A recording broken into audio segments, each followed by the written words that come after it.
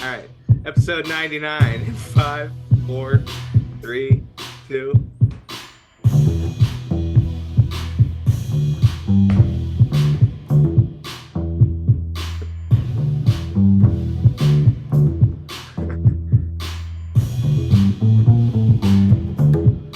Hey everybody, welcome back to episode 99 of the Noel Casler podcast. I'm playing the theme song with my man Jimmy. What do you think of the music, Jimmy? No bringing the funk today. I like it, brother. Nice intro for me. It's good to be seen. Jimmy's on his way to Vegas, so that was his theme music I made for him. That's coming up next month. Right on. You guys didn't know I made beats in my spare time, but I do. Exactly. So how you doing, Jimmy? Welcome back to the show, episode 99. I'm doing well, buddy. Doing more of the same since you all last saw me. Still doing the podcast thing, interviewing different friends of mine and people that I find compelling, that I find normally on Twitter. But a lot has happened, including the dismantling of Twitter and Trump being indicted. I mean, good Lord, there's a lot of monumental stuff that has happened in my absence. So, yeah, you've been missed. You've been missed, brother. And you know, I'm the producer now solely. So last week I apologize, the audio wasn't on for the guitar segment opening. There's a little thing I need to switch, original sound for musicians, and it's like I hit it 6 times in a row and then didn't start recording for one reason or another, and then the take I went on ended up, you know, without the music working. So my apologies. I'll bring the Takamine back next week for the folks, or maybe at the end. But so yeah, that's my beats. I'm making beats for Jimmy. MPC beats. Exactly. So, you know, I know you still listen to the podcast, Jimmy. It's the same it always was. It's me kind of talking and ranting for an hour on the political scene. But it's interesting that you bring up Twitter, because Twitter was never, you know, a bastion of mental health, right? It was always a toxic environment, you know, and especially for me as a user, you know, and it was like a necessary evil, and it was a great way to connect with people. It's where you and I met, right? You asked me to be on your podcast. I didn't know you from Adam. That's right. And I did your podcast, and then you became, you know, my co-host and consigliere on this show. But, you know, it's obviously degraded. You mentioned Musk's takeover, which I said from the beginning was about destroying it, right? It's a left-wing news information site at best, you know, and it was a very effective tool to disseminate information during the last election. And I think the biggest difference after 2020, you know, was Putin's invasion of Ukraine. And when that began a year ago, you may remember, you would hear about it all day long on Twitter. I had to mute accounts because it was too graphic, the war crimes and all this kind of stuff. I wanted to, you know, remain informed, but it would break my heart. And that's all but disappeared from Twitter. And I think that was his idea, you know, like, this is an effective tool. We need to dismantle it, you know, and Elon's a chaos agent. You know, he's a narcissistic, you know, moron, essentially. He's not a moron, but he takes credit for other people's ideas. He's not the great tech genius savant that he paints himself to be. You know, that's because he can hire publicists, and he got a bunch of bro followers on Twitter who think he's the savior because he's going to sell them Dogecoin and get them out of mom's basement, right? You know, but in reality, he lied about his PhD candidacy. He lied about his credentials. He bought Tesla from somebody else. You know, another couple of guys came up with a company. He made his money off of PayPal. You know, it wasn't even a tech thing. And his daddy, pardon me, owned emerald mines in Zambia.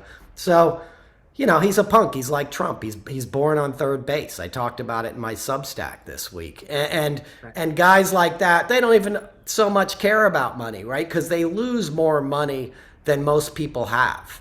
Ever, you know, will ever make, right? Trump lost more money in his life than most people will ever see. And he made it again, and he lost it. I try to tell people, after a while, it's not about the money. That's a number on a page, right? It's about the power and the ability to disrupt. And that's clearly what's motivating a guy like Elon. Because if you cared about money, if you cared about money, you know, you'd allow your advisors to place some restraints on you, and you'd say, I'm going to hang back here and let the board do their job, and go hang out on a mega yacht. Or better yet, try to solve some of the problems that this world faces, and climate change and hunger, and you pick a poison, right? There's Right, a lot of things you can put your money towards in this day and age. It'll make a big difference. But what does Elon choose to do? He spends $44 billion on a social media platform whose value was mostly to journalists and people who wanted to follow them, and he destroyed it. So, how has your life been since that's happened? Well, one moment that really kind of I go back to with Elon that spoke volumes to me, kind of where society is at the Super Bowl when he was with Rupert Murdoch in the press box, and they're kind of overseeing the commoners. It was sort of like seeing Roman times, but in a modern sense. That all of these common people are in a big stadium, while the rich are overlooking them, and seeing the gladiators play it out on the field. The NFL draft was just last night. The Colts have a new quarterback facing their franchise, and the city is really excited, but that was a really stark image to see Elon and Rupert just kind of ruling the world atop in their press box.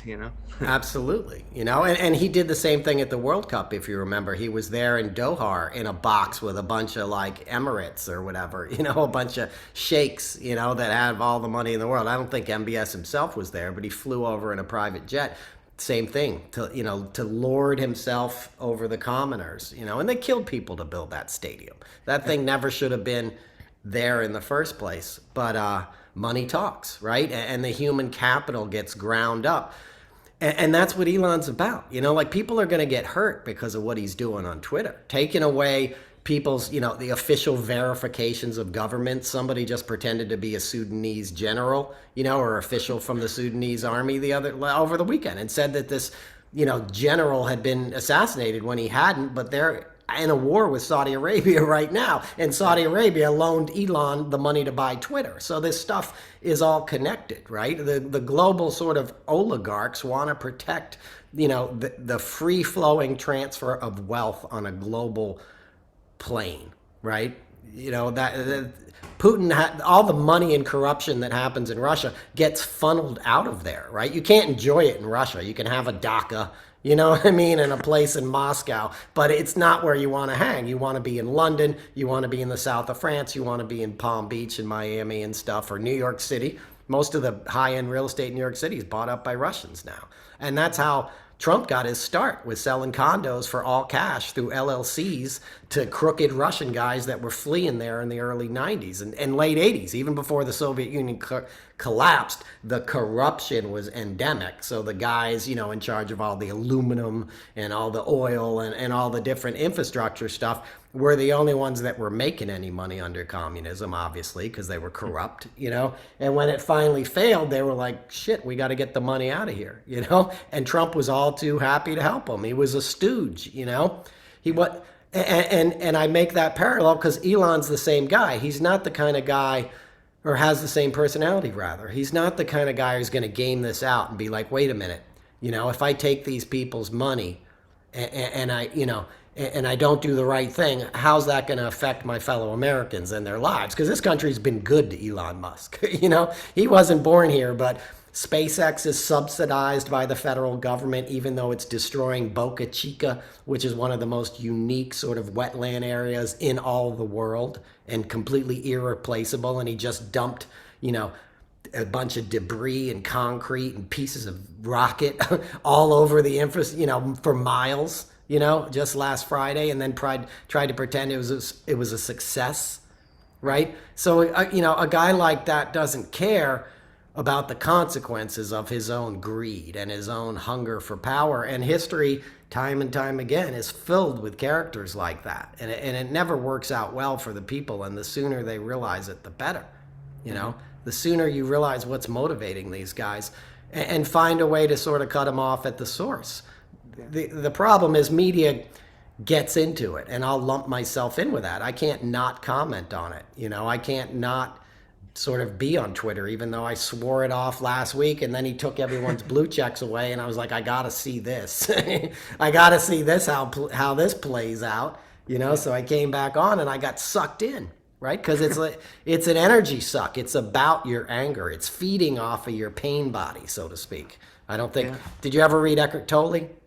No, but you've told me about it on this show. And, well, again, just like my Vegas trip, relating it back to that, there was a documentary down on Netflix about social media.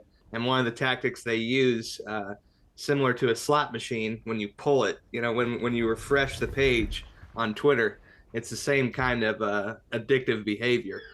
So, those same kind of things are applied into technology. And I don't know if y'all have seen Black Mirror, but technology is starting to get a little crazy with AI and different things. So right. we might want to keep it under control. Did you say Black Mirror or Black Mirror? Mirror.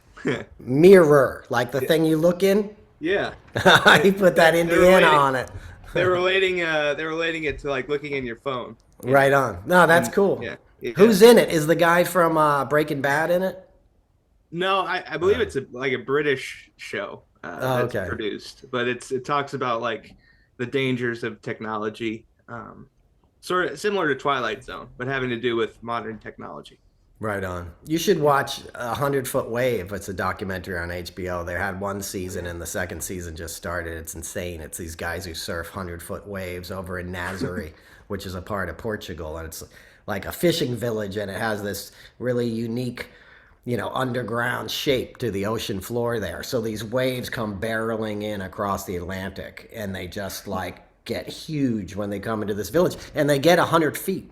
And nobody had ever, would go anywhere near the water for centuries, right? Looking at this wave. And then this guy named McNamara his last name's McNamara, Connor or something. I can't remember his first name. He's like a surfer, like a surfer name. And he went over there, a big wave surfer. He's like my age, and he conquered this wave essentially. And now everybody comes from all over the world to surf it every October. It's crazy.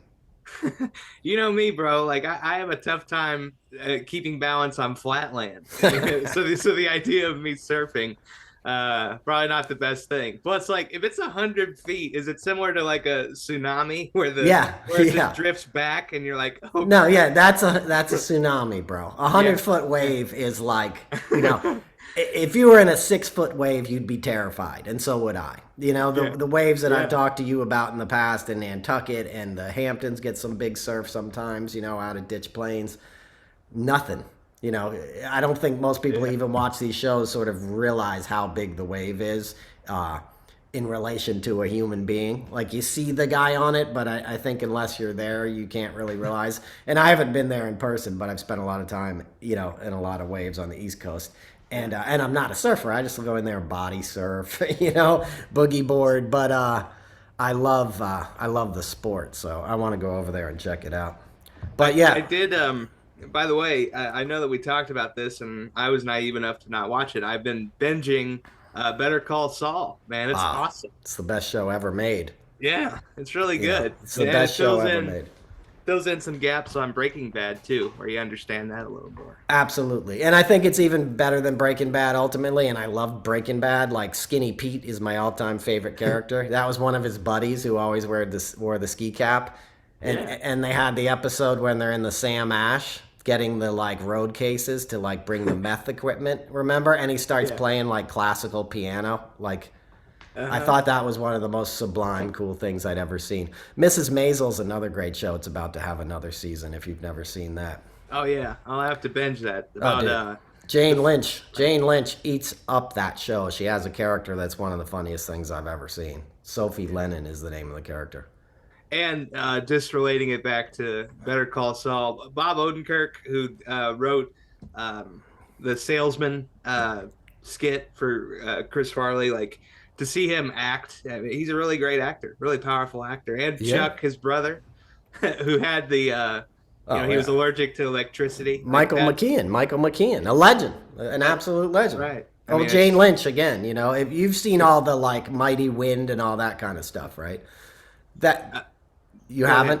If you haven't seen that stuff, jump in. Christopher Guest There's a whole generation of like the greatest improv kind of actors, and Bob Odenkirk is like the next generation of that. He and David Cross, Mr. Show, they're like legendary guys. David Cross follows me on Twitter, which I'm completely proud of. So does Jane, and I'm not like name dropping. It's just there's some people that you get like scared. You're like, oh my god, I'm such a fan, And I'll tell you a story. I did the comic relief in the 90s. The last one they did in New York City at Radio City Music Hall. And this is when Robin Williams was obviously still alive, and Whoopi Goldberg and Billy Crystal and stuff. And I was assigned to Bob and Odenkirk and David Cross. They still had like Mr. Show at the time, and they were performing improv. And they were trying to work it out in the lobby before it's a live show. It's like a telethon. And they were trying to sort of work it out in this quiet part of the backstage area, like lobby area that was closed to the public, and I had to bring them stage right and like be forceful about it, because my bosses are like, get them back there right now, and I was like, they need 5 minutes, and I was in between the two, which often was the case. My job, I was like the middleman, that's what I'm hired for, so the talent doesn't get pissed directly at the producers and the director. There's a guy to sort of take the fall. I'm that guy. So they ended up both getting like completely pissed off at me, which is just the worst, because you love these guys and you have to kind of be a jerk or, contentious, relationship. But anyway, severe talent. So let's get back into the politics, though, because that's what they show up for, Jimmy. That's what the people want to hear. They want to hear your take on things. And Indiana's been in the news a lot. Jimmy, for folks who don't know, Jimmy is a young man who lives in Indiana. He's been interested in radio, broadcast journalism and stuff since he was a young man. He went to a prominent high school in Indiana. He had some of his own challenges that he overcame in his schooling. And, he's sort of somebody who fights for inclusion, right? Is that a good way to put it?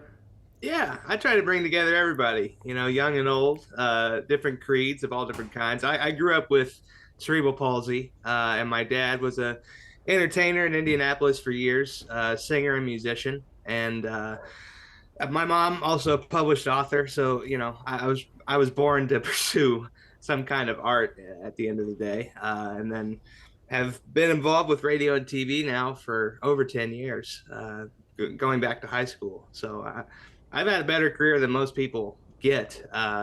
And relating it back to Indiana, man, we recently had the NRA convention here. So that that's one convention that Indianapolis is willing to take, which is pretty scary. Yeah, and that's what I was setting you up for, Jimmy. So you're a good side man, okay? Because that was the key I was switching to, because it was in Indiana, and it wasn't just in Indiana. It was in Indiana beginning the day after, a couple of states over, an 84-year-old guy shot a young black child who knocked on his door because he was trying to pick up his siblings in Kansas City, and he went to the wrong house. And instead of the way it's supposed to be in America, and it has been for, decades, where you'd say, young man, how may I help you? You shouldn't be scared just because a child is knocking on your door, no matter what color their skin is. That's just insane. And there's always been racism, but there hasn't been this kind of hysteria where people would just open the door and start firing, So not in the modern age, right? There's obviously doors that young black men could never knock on in the South, but this is Kansas City, and the guy's in a safe metropolitan area and stuff. And so he knocks on this kid's door. He gets shot twice. I don't have to get into the details. Everybody knows him. He has to go knock on 3 other doors before somebody even offers to help him, and that person made him lie on the ground and put his hands up, which is a clear indictment of whatever the hell that community is. That's a pretty freaking disgusting thing to do in and of itself, beyond the horrific crime of attempted murder.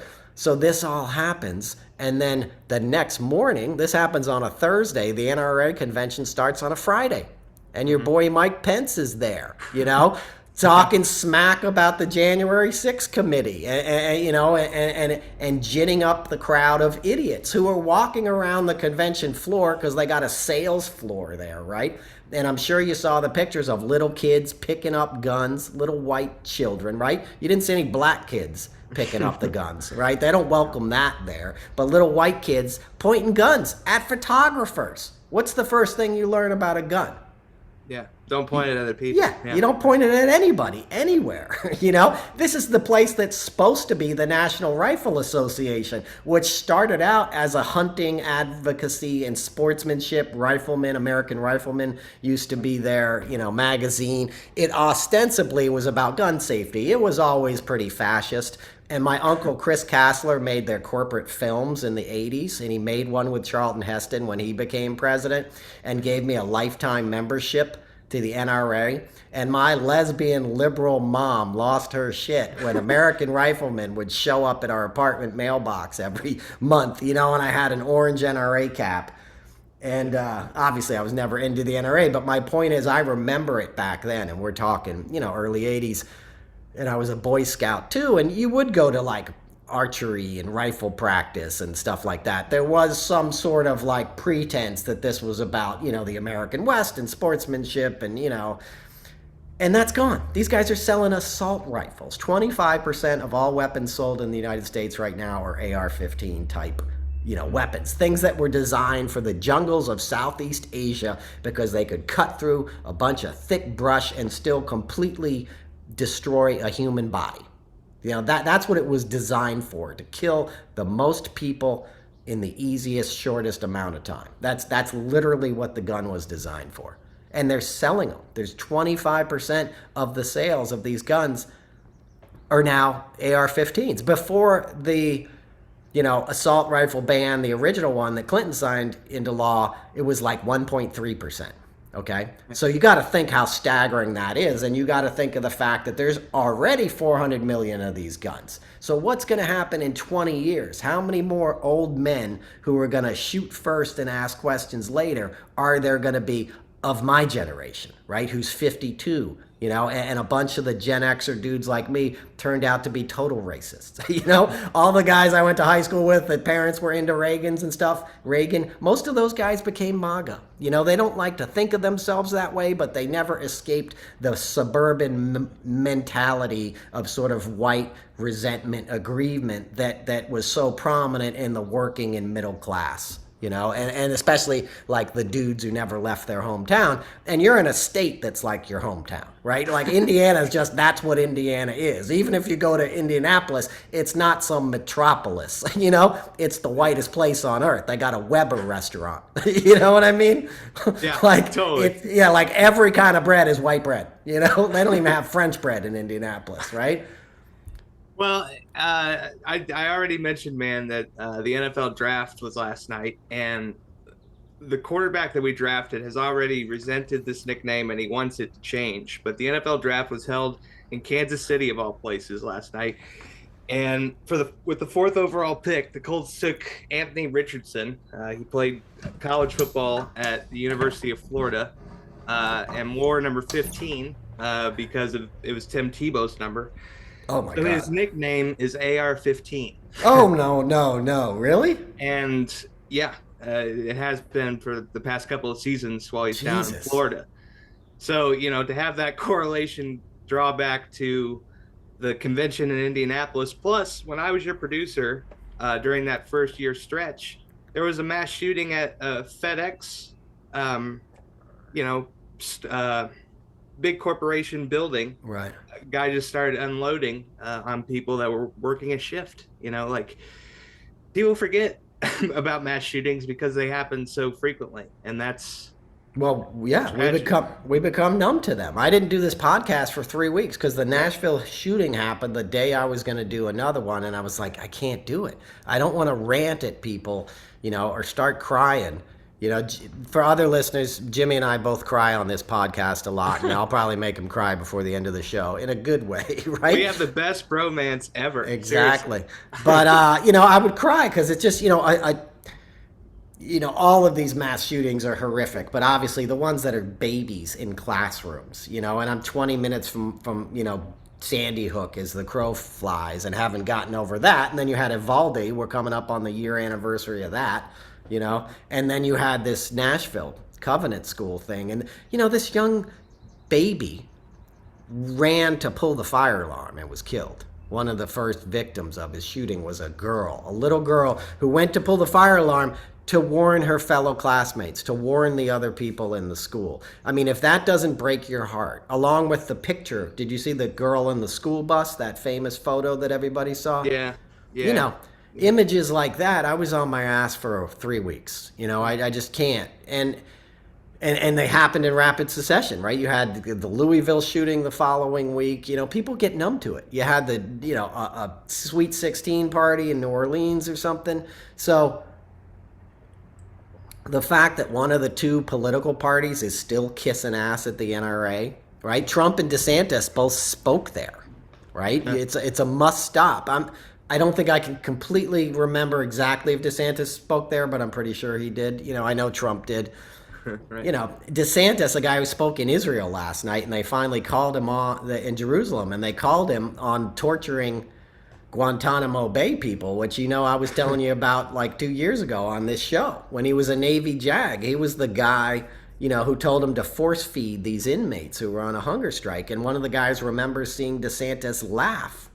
You know, that's the guy who just signed permitless carry into Florida law. That you can, come July, anybody can buy any kind of gun and carry it in their pocket with no permit. I don't know how much time you spent in Florida, Jimmy, but that's not the place you want people walking around with more guns. There's already enough of them. And if there's ever a population of people you don't want anywhere near high caliber weapons, it's Floridians. You know, that's where people roll down to when they fail out in the rest of life, right? Not everybody, but that's a lot of who ends up in Florida. And I say that with love. I lived in Daytona Beach for a while. It's, you know, Florida's the kind of place you end up. You know, you don't voluntarily go there. And I'm just being smart with you guys, but he's gonna he's gonna get his ass kicked. You don't take on Disney and win, right? That you ain't winning that fight. Well, I was going to say, man, one of the earliest joys that I can recall as a little kid was because my family lived down in Sanibel Island, Florida. Beautiful. So, I used to go to Upper Captiva with my grandmother for her 75th birthday. We celebrated there. Yeah, man. But, you know, I can remember being really excited going down to Disney World, getting to ride the teacups and everything else. And the fact that possibly could leave the state of Florida and go somewhere else in my lifetime. You know, it's going to be unusual telling my grandkids, hey, that used to be in a different place. Right. Well, it won't leave, Jimmy. I got news for you. It's 75,000 jobs. You know what I mean? Well, and it's hard to move all that stuff. I mean, you can't recreate all that, you know, like, good Lord. They're not going to, you're not winning that fight. That's how that ends up, Jimmy. Right. Like, he can, you know, somebody will take him out rather than let Disney leave Florida. I promise you that. And not that I'm not advocating that. I'm just saying Florida is not packing up and leaving. You know, they might not expand because they got something like $40 billion earmarked, right? Because they're constantly expanding and building new parks and stuff. But, you know, it's ridiculous. And you mentioned Sanibel. You know, that place is ruined now. Red Tide ruined it, not to mention the latest storms, and they can't get homeowners insurance because it's too expensive because he caved to the insurance lobby. So he screwed all the people. He screwed the environment. He's not alone in screwing the environment. Rick Scott went a long way to making sure they didn't do anything to help. But the red tide was bad.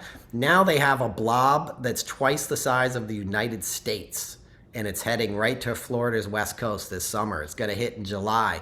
And it's this kind of seaweed that's always out there in the ocean, but with warming climate and warming oceans, it grows a lot bigger and becomes more intense. So it's going to land on the shore, and you can't breathe this stuff because it off-gasses calcium sulfide, which is like the smell of rotten eggs, right? So that's a disturbant to your lungs and stuff. So people end up having to go to the hospital because they can't breathe. You know, that's going to hit the beaches of Florida in summertime. So, you know, the amount of problems he's facing, he won't survive. His only way out is to let Trump pick him as VP. And apparently they're in conversations for that now. You know, and that should terrify you because, believe it or not, as weak as DeSantis has become recently, he'd be he would enhance that ticket. You know, that would be a strategically smart move for Trump, and I'm sure people are telling him that. Yeah. What do you think of that? I mean, how popular would DeSantis Trump be in your neck of the woods? Oh boy, a lot of yard signs would be going up in my neck of the woods. But like, did I ever tell you about my morning show that I did in college? No. One segment that I did was called Florida Man, and we would find the most ridiculous stories coming out of the state of Florida. But with where we are now, like you could do a whole segment just dedicated to their politicians. I mean, who's between Rick Scott, DeSantis, Trump, Gates? I mean, God, the list goes on. Plenty of crazy people down there. Absolutely. And their Secretary of Health, the Surgeon General, they just found out last week that he removed COVID data from the official report so he could lie to the people of Florida about the efficacy of vaccines. He was with the anti-vax crowd. So he was lying to people about life and death matters, and he was pretending to be a health official. He still is. The thing that gets me about Florida is that there's so much wealth there from the Northeast. There's so many smart New Yorkers and people that end up there.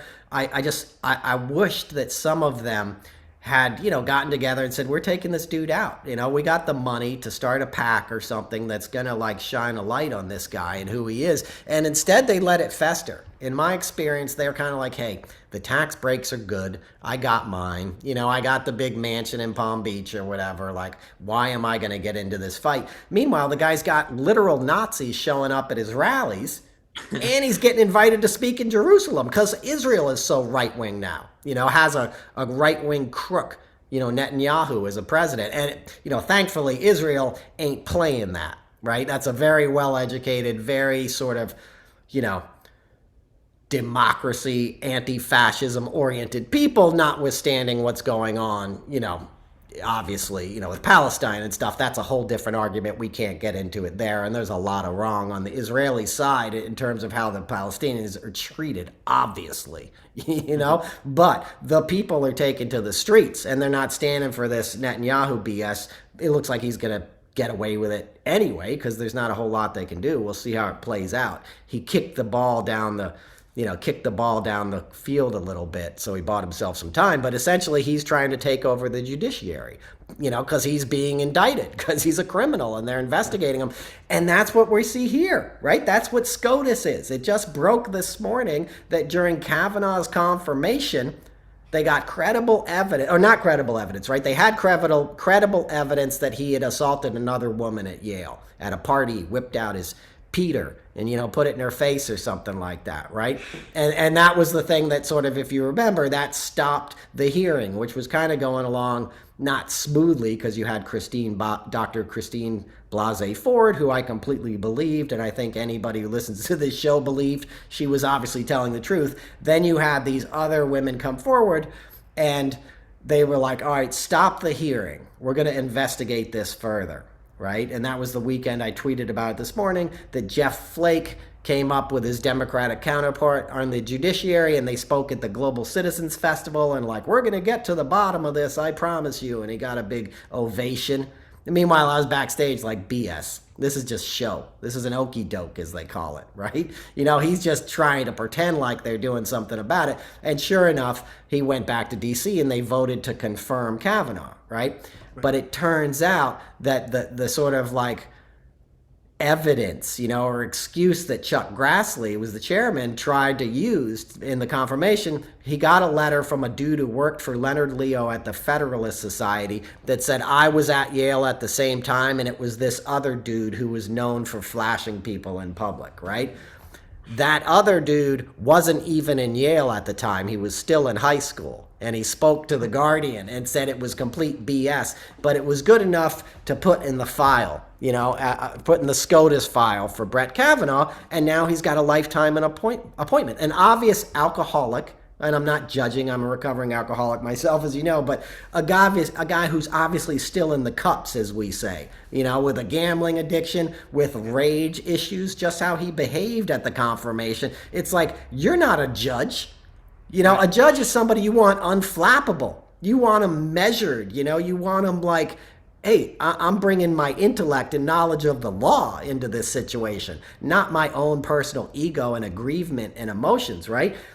But the Koch brothers and all these guys bought up the judiciary. The Federalist Society, we'll get into Harlan Crow and, owning Clarence Thomas, essentially, right? Which is a horrible thing to say, you know, about a person of color who should have been everything in his life, given the prominence he had on the Supreme Court, should have been trying to make it a level playing field for the rest of Americans, especially minorities. And he let some white billionaire from Texas buy him for $500,000 vacations every year. You know what I mean? Mm-hmm. And a greedy wife who likes money, obviously, in Ginny Thomas, you know, who tried to overthrow the election, right? You know, and Thomas ruled on cases that pertain to that already. So it's just, it's insane, and I'm trying to make the point that it's worldwide, Jimmy. That same corruption. You know, we talked about Twitter at the top of the show. It came out this week that Elon Musk acquiesced to a bunch of requests from like Turkey and all these authoritarian states, Hungary, Korea, North Korea, to remove things that they found objectionable, right? So he was censoring on behalf of authoritarian governments.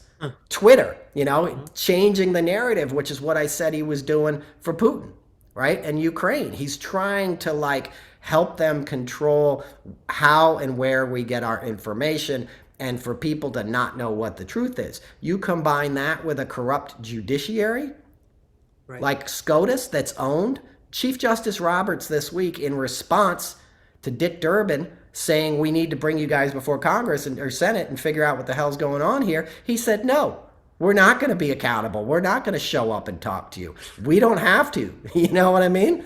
Like, that's insane. They're like, we're a separate branch. Suck it. We know 3 of the guys were illegitimately put on there. Gorsuch, who had his own scandal this week. Here's how it goes, Jimmy. We can't even keep up with the SCOTUS scandals in 1 week, because it just came out that SCOTUS, you know, Gorsuch rather, 2 weeks after he was seated on the, you know, on the bench, sold a piece of property in Colorado he'd been trying to unload for 2 years. You know, to Greenberg Traurig, a big law firm that had business before the court every day, one of the main law firms in the country that argues before the Supreme Court. Do you follow what I'm saying? Like, I know you probably didn't come here for a judiciary rant today, Jimmy, but like, bro, Amy Coney Barrett was from the University of Notre Dame. She's from my state. And it's my understanding that she wasn't even a judge. She was sort of a professor. Right. Yeah, she never presided over a case. That's true. And I can remember in her confirmation hearing, she was real full of herself and held up a notepad and was like, I'm not writing anything down, as if that's a point of pride for a judge. Like, no, okay. Yeah, it's psychosis with the GOP in all forms. All the moving pieces are moving toward fascism, you know, and I thought things mattered. When I was growing up, I thought there was honor and things that went beyond the bottom line, but it doesn't seem that way anymore. Well, there still is, Jimmy. You know, there's a lot of goodness in the world, and there's a lot of good-hearted people that want to make a difference, and they're out there right now doing good in the world. They're not sitting on computers doing a podcast like we are. You know what I mean? Yeah. They're helping people. They're working in homeless shelters and hospitals and soup kitchens and schools. Teachers are heroes, you know, hospitals. But that being said, the people who control the money, there's no money in kindness and empathy, right? There's a lot of money in sort of, you know, ginning up dissent between people and hatred and caving into, you know, big money, corporate interest. You know, greed is the problem. Citizens United, which was Mitch McConnell, who refused to, you know, seat Merrick Garland, obviously, and that's why we got Gorsuch and ultimately 2 other choices under Trump's term, right? Mm-hmm. And when Trump was elected, in the days after he was elected, I'm talking November 2016 here, Leonard Leo, who's the head of the Federalist Society, walked into Trump Tower's office, I've told you this before, handed him a list with like 10 names on it and said, you can pick any of these guys, but here's the guys you get to choose for SCOTUS's. And 3 of those people are on there now with a lifetime appointment. Mm-hmm. You know, you got 9 people deciding the fate of the free world, essentially, because if America falls, it all goes. Right. Do you know what I mean? And we're in charge of sort of defending ourselves. Nobody's going to come and liberate America. You know what I mean? This ain't France and stuff in World War II. People are like, nah, you're on your own. People don't even come to vacation in America anymore, right? Because you see images of old men walking around with guns and stuff, right? And let me just make one more point. Gorsuch's mom was Ann Gorsuch. She was the first EPA administrator under Reagan, right? So she was appointed in 1981. She came in and gutted the EPA. She cut the budget by 22%, cut the Clean Air Act, which was in like 1963 or something. The Clean Air Act was put into law because they were poisoning us. After the Industrial Revolution, there was no, there was no safeguards or safety measures. Companies could put whatever crap they wanted in the sky. They still basically can, but imagine before there was any kind of rules, what a factory town looked like, what Pittsburgh looked like. I mean, it would be nighttime during the day kind of thing, right?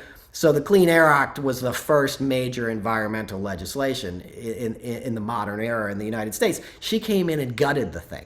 She sided with industry in every case and wanted small government, right? That was the ethos of Reagan and that whole kind of new generation of ideologues on the right. And they were funded by the Koch brothers, as I've talked about and written about. It's why I'm trying to hammer this point home.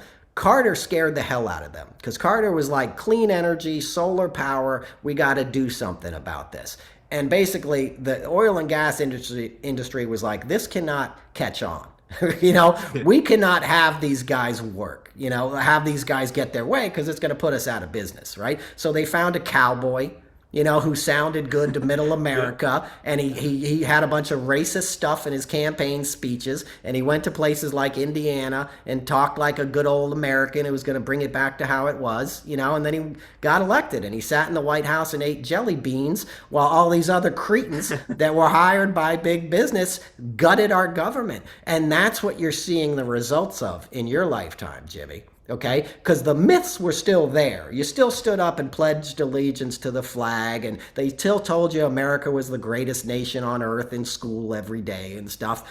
And in some ways it is. I'm not hating on America. It has been a beacon of freedom for people all over the world, but we've never made good on our own character defects, right? We've never addressed, reparations, which we should if we want to move forward. Most white people don't want to talk about that, right? But it's messed up, okay? You're taught that we built this country. No, enslaved people built this country. We took the profits and said, aren't we the great smart ones? Look at these documents we wrote. All people are created equal. Well, not you and not her, but, we are rich white guys, Yeah. So when you hear the Federalist Society, it's about getting back to that kind of situation where a few control the many and you hold down the many to the point that they'll never get a chance to catch up with you. That's why they gut education. That's why a guy like Ron DeSantis is attacking public education. You're a product of exceptional public education. Oh, yeah. I mean, my high school had a planetarium to give you context. I was spoiled beyond belief. And, it blows my mind, man. I was born in 94, September of 94. The ADA, which gave rights to people with disabilities, wasn't passed until 92, so people with disabilities were just made human beings, equal human beings in the 90s. We're not the most progressive place in the world. We're moving toward a better hope, eventually. But that kind of gave me pause when you really think about it. Absolutely. Think of civil rights. Think of the major civil rights legislation that didn't happen until 1965. I was born in 71.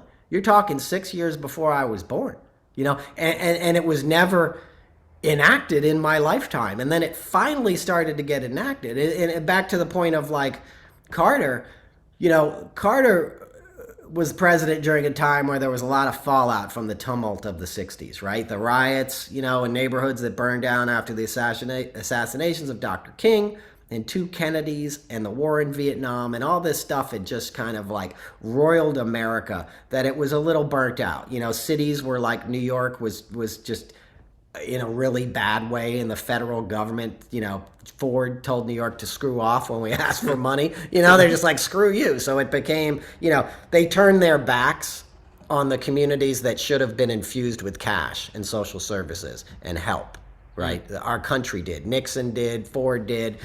Carter came in. He's a compassionate guy. He wants to set things straight, and that freaked them out. Then you had, Reagan, right? So Reagan just kind of did so much damage that we're still digging out for what Reagan did. You know, Reagan is the architect, and not him himself because he wasn't that bright, but the guys behind him. You know, the Lee Atwaters who set the blueprint for GOP campaigns until this day. You know, which is just make like middle class and poorer white people resentful of minorities.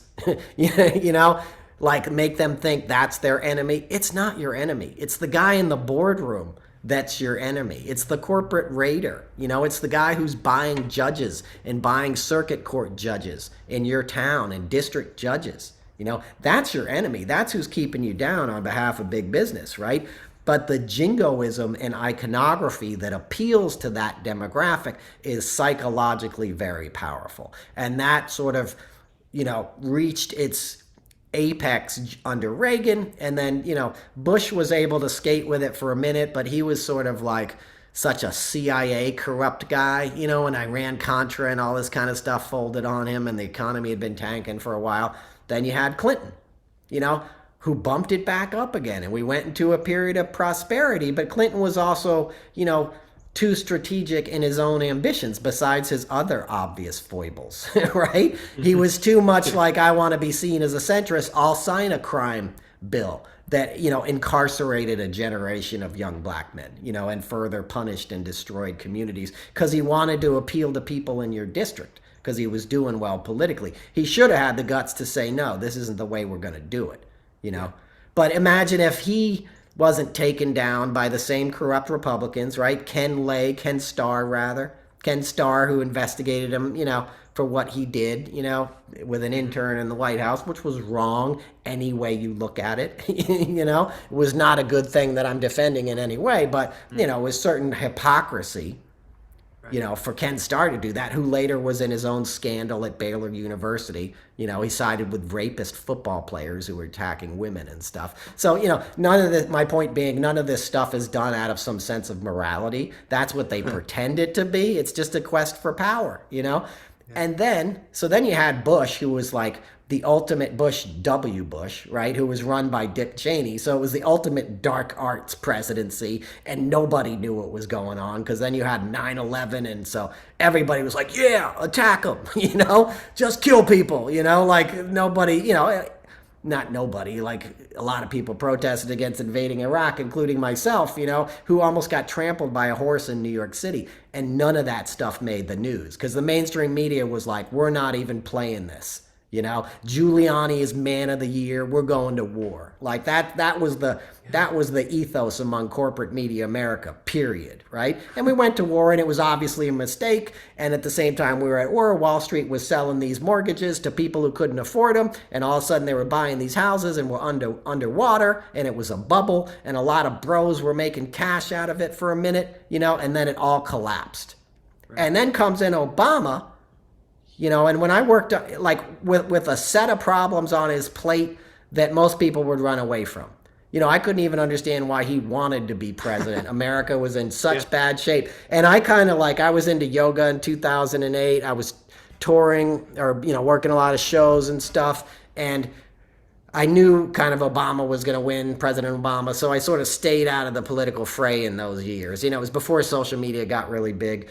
And I remember when I worked on the inauguration, as I've talked about a lot, the backstage stuff, I remember seeing him for the first time with that feeling like, why does he want this job? Like, he must be terrified. Like, he's like, how is he going to succeed? You got 2 wars, right? You got an economy that's tanked. You have middle class folks losing their homes and losing their jobs. I mean, Wall Street guys I know were unemployed for a year. It was disaster, right? It was the Great Recession, they call it. I mean, it was bad, right? So you're like, why would you want that gig? And the first time I observed him as a person, there was like something in his manner, the way he carried himself. I was just like, oh, this guy's got this. Like, this is the dude that you're putting in the bottom of the ninth 3 outs. There was something about the way he carried himself, and it wasn't like outright cockiness, though he is a little cocky. He knows how he does, like when he got that 3-pointer and he's like, that's how I do. Yeah,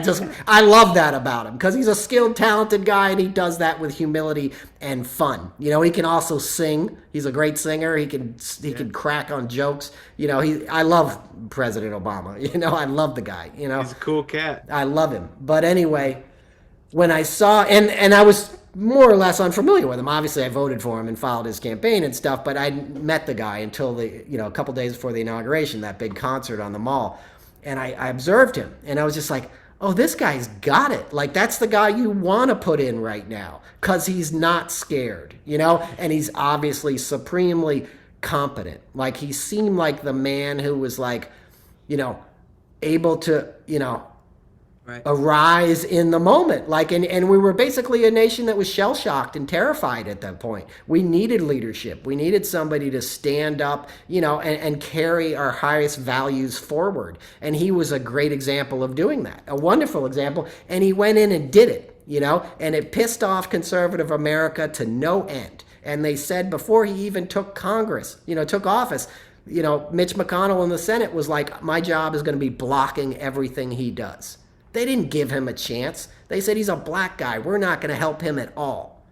Yeah. And they didn't. And he still accomplished amazing things. And he did it with Biden, as his VP. And Biden, a guy who, again, had his own, political miscalculations earlier in his career. He was the chief guy behind that crime bill that I mentioned Clinton signed, right? But he can evolve. He knows that was a mistake now. And he got to serve, not under Obama, but alongside Obama, but clearly understood, it was like you're opening for the Beatles at that point. You know what I mean? Like, he knew enough to sort of hang back, and he was the rightful heir to sort of take on Trump in the way that he had that same sort of like unflappableness. I know he's kind of doddering and he, messes up his words. He's like 80 years old. Like, that's fine. Okay. We'll get into that in a second, right? Because you're not asking him to do, he's not bringing in the corn at harvest time. Like, there's people who work in the White House. He's not carrying his own bags. Do you know what I'm saying? People act like it's the most powerful job in the world, like he's too old to do it. Like, what do you think he's doing? It's not the Iron Man triathlon, okay? He's got people walking with him everywhere he goes. He's a full medical facility underneath the White House. Like, it's not, and if he, God forbid, something happens, you got Kamala Harris. I always say it wrong. Kamala, I'm saying it right. You got VP Harris ready to take over, and people don't like that because her complexion isn't what their idea of a leader is, right? But anyway, so Biden is what you want in that moment because he's sort of unflappable because he had the same situation. Like, Trump had shut down the world economy. Essentially, the whole world economy shut down. Trump tried to reopen it erroneously, like stupidly. We should have been smarter, obviously, about how we handled COVID. And once Trump realized it wasn't in his best interest to do anything about it, he was like, open everything up, don't wear a mask, he sort of egged on the anti-vaxxer, anti-Fauci movement. He just made a mess of this country that was much worse than what Obama, had. And then what happens? Biden walks in, and in the last 2 years has created more jobs than any other American president, okay? After a global shutdown in 2020. Do you know what I mean? After zillions of companies going out of business, after a stimulus package that was passed under Trump, that the PPP funds went to rich guys. Tom Brady is getting payouts. Tom Brady didn't need any money. That was meant for people who couldn't feed their kids, and couldn't make rent, right? But a bunch of like rich guys on both sides of the aisle. I know rock stars who got millions. Rock stars, because they have lawyers and accountants that could apply, and they got the money, and nobody knew nobody knew there would be no questions asked, right? So all of that fallout, Biden comes in, kicks ass for 2 years. As you know, I got to go to the White House in October. Biden wasn't mowing the lawn, right? He wasn't doing physical labor. Okay, he wasn't like, oh, this old man, how's he going to make it through the day? There's a lot of young, smart people that do the policy. Right? I think of a president like a conductor. When you go to the symphony, the conductor's there. You know, Leonard Bernstein was conducting beautifully, and he died kind of young at 72, but he was essentially an old man, especially back then. You don't go to the symphony and say, why is that old man up there conducting? I need a 35-year-old, you know? A conductor makes sure all the other, you know, the woodwinds, you know, and the string sections and the brass sections and the, you know, percussion, and all these guys that are working in harmony with each other. And the conductor knows the score. This is what we're going to accomplish. You know, these are the crescendos we need to hit. This is the subtlety and nuance of each individual agency, right? That's what you want. You want somebody with that kind of experience, a big picture kind of guy, you know, who has the temperament to hear both sides of an argument and sign off on what he thinks is best on behalf of the American people. And I have every confidence that Biden is the guy to do that. And if you let Trump within 20 feet of the White House again, you know, it'll never happen, and it'll be game over for the U.S. And the other thing is, you know, like, I get people saying he's old. He is old. But you really don't have a choice. It's not normal circumstances. You know, in a perfect world, you'd like him to be 50 years old, but he's not. And it's too late to get somebody else in there. And Biden's already showed that he can do the job, is the main thing. You know, if he had sucked for the last 2 years, I'd be the first one to say, get rid of him then. You know, or just have BP Harris run or something, have him retire.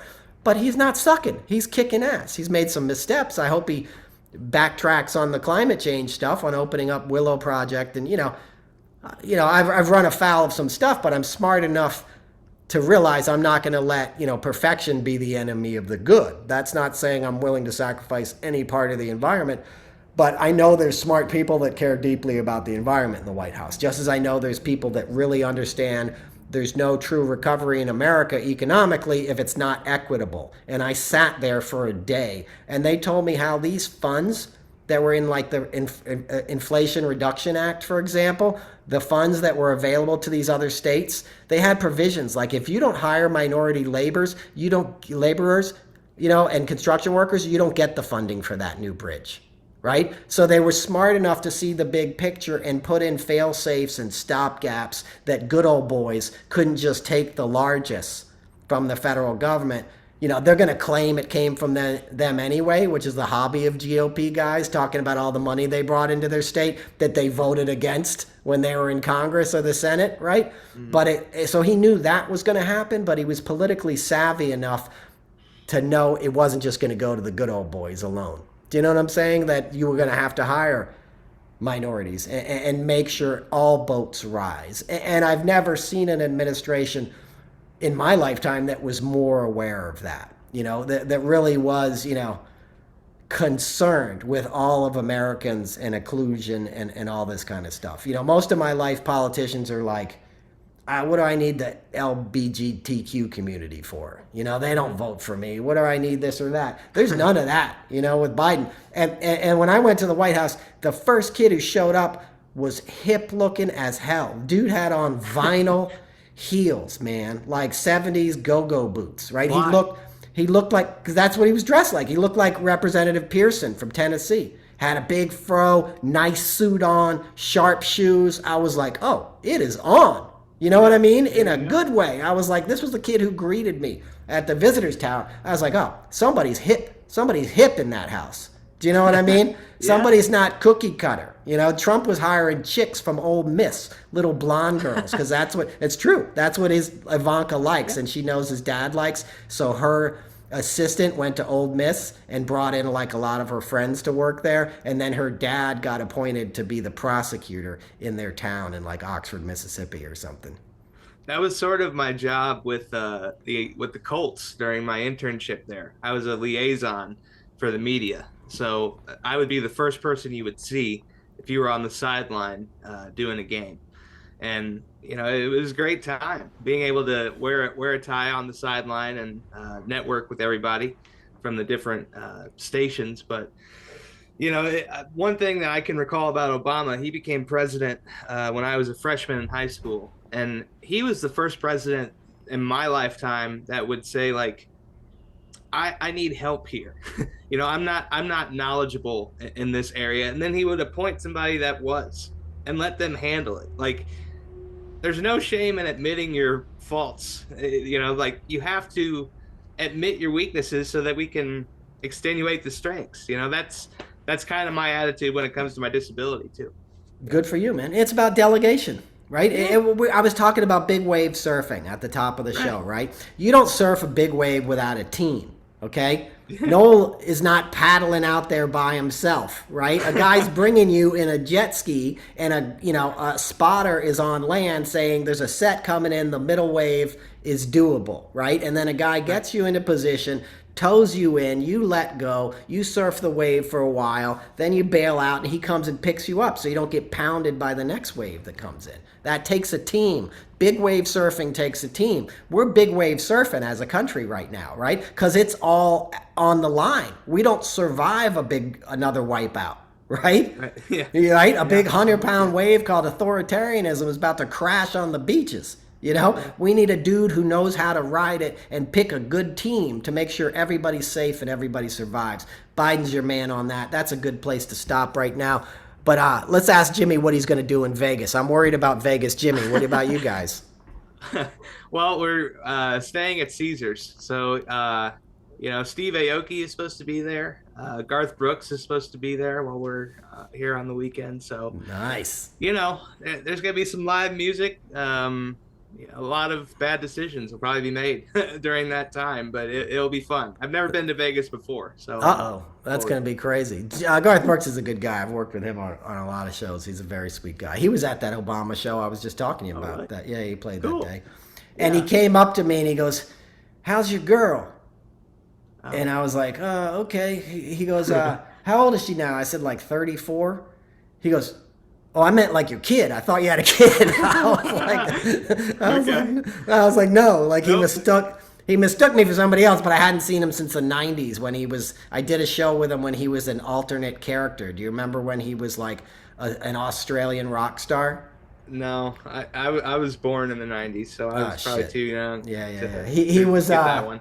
He had an alter ego. He was trying to be a rock star, and he had a goatee and everything, and black hair. It was pretty crazy, like a wig. It was a ballsy move. It didn't work out, and he bailed on it quick. But now he's married to a musician, isn't he? She's the best. Yeah, she's the best. Trisha Yearwood, and he'd show up. I used to do a thing every year for like Toys R Us, like a corporate event.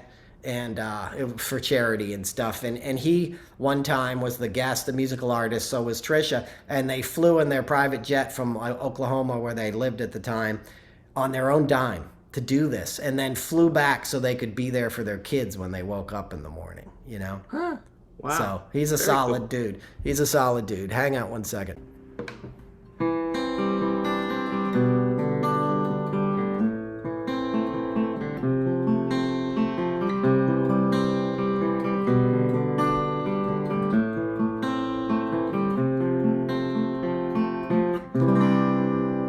All right, everybody. Thank you for tuning in. That was episode 99 of the Noel Casler podcast.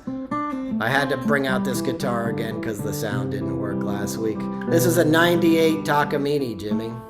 There you go. Coming in beautifully today. It's a beautiful guitar. It's made out of koa, which is Hawaiian wood. It was one of 250. My dad would dig that one. He'd like that. It's cool looking, right? I wrote all kinds of songs in the 90s on this guitar. I used to write protest songs about like the war in Kosovo and stuff. Sweet. Really maudlin stuff. I'll play you some songs sometimes.